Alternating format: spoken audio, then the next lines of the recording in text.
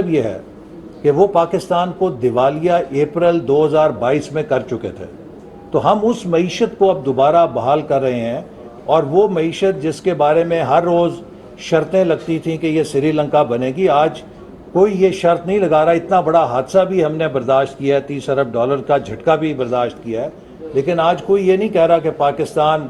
دیوالیہ ہو جائے گا۔ ہم نے الحمدللہ مشکل فیصلے کیے ہیں، سخت فیصلے کیے ہیں، لیکن پاکستان کو بچا لیا ہے، اور باقی جو بین الاقوامی اداروں کی مدد کی حتمی شکل جو ہے وہ اس ڈونر کانفرنس کے سامنے آئے گی ہمیں، لیکن اس سے پہلے جو ریلیف اینڈ ریسکیو ہے، اس کے لیے آپ کو پتہ ہے کہ پہلے $160 ملین کی یو این نے فلیش اپیل کی تھی، اب اسے انہوں نے بڑھا کے $816 ملین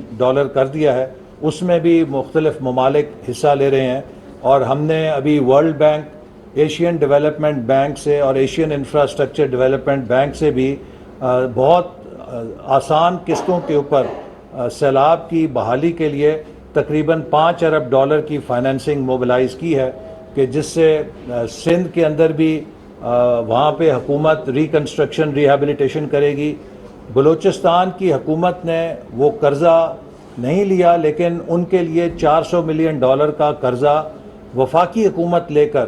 بلوچستان کے اندر وہاں کی تعمیر نو کے لیے فنڈز فراہم کرے گی، اور ہم نے یہ فیصلہ اس لیے کیا ہے چونکہ بلوچستان کی حکومت کے مالی وسائل کم ہیں، تو اگر وہ ورلڈ بینک سے پیسہ نہیں لے سکتے تو ان کے لیے وفاقی حکومت $400 ملین کا لون لے رہی ہے، جو خالصتاً بلوچستان کی بحالی کے لیے خرچ کیا جائے گا۔ تو اس لیے میں سمجھتا ہوں کہ یہ ایک ایسا چیلنج ہے جس کے اوپر ہمیں اگلے 2 سال بہت محنت کے ساتھ کام کرنے کی ضرورت ہے۔ اسی لیے اس وقت ملک میں سیاسی لانگ مارچ کی ضرورت نہیں ہے، اس وقت ملک کے اندر معاشی بحالی کی لانگ مارچ کی ضرورت ہے، اور اس کے لیے اتحاد کی ضرورت ہے، استحکام کی ضرورت ہے۔ عمران خان صاحب جب بھی چین کے ساتھ ہمارے تعلقات ٹھیک ہونے لگتے ہیں تو ان کو لانگ مارچ یاد آ جاتا ہے۔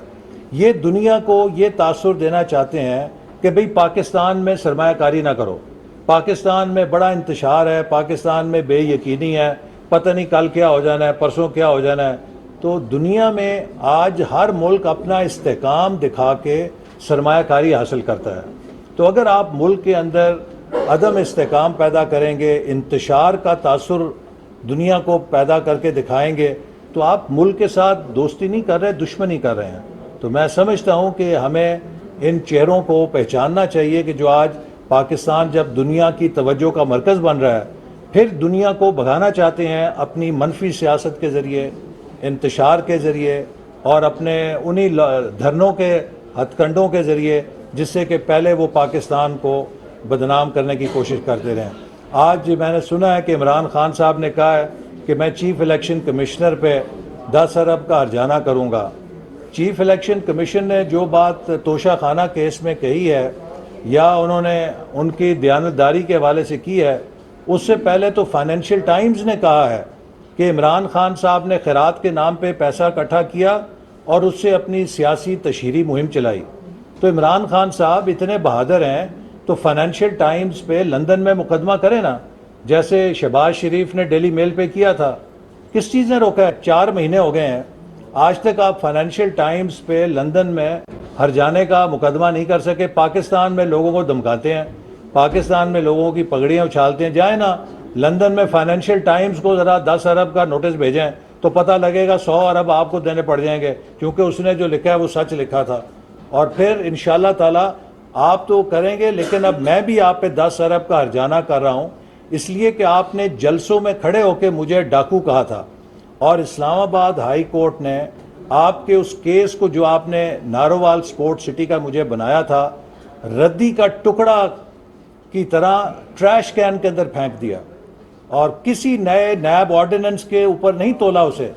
اسے پرانے قانون پہ تول کے کہا کہ اس میں کرپشن کا کوئی آیوٹا بھی نشانی نہیں ہے، اور آپ نے یہ جھوٹا مقدمہ بنایا تھا۔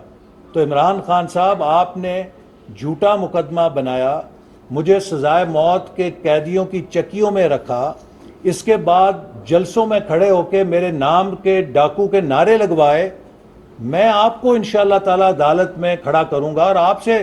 10 ارب کا ہرجانہ روپے کا وصول کروں گا. آپ کو کس نے اجازت دی ہے کہ آپ لوگوں کی پگڑیاں اچھالیں جب خود آپ گھڑی چور ہیں؟ آپ نے گھڑیاں بیچی ہیں مارکیٹ کے اندر، اس میں کس کو کوئی شبہ ہے کہ آپ نے گھڑی نہیں بیچی ایک دوست ملک کی؟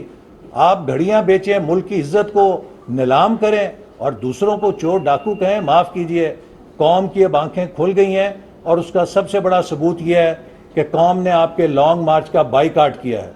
آپ نے پاکستان کے اندر جو افراتفری پیدا کی ہے